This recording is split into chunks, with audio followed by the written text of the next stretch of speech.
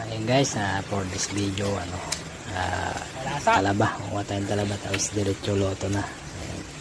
Take pa natin yung fresh, kaya naman, pero sa mga lang yun matibay yung sikmura kasi minsan yung iba masilan. Ayun guys, yung nakuha namin sa araw na yan. Tapos ayan, hindi ako guys para madaling sungkitin.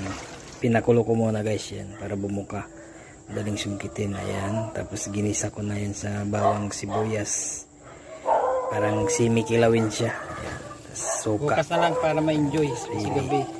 Okay na yan, luto na kaagad yan guys. Kahit marami kayo, wala ka pang pasok, diba? Kainan na yan guys, masarap, malasa yung hindi ko na nilagyan ng asin, may sariling lasa yan kasi galing naman sa alat yan.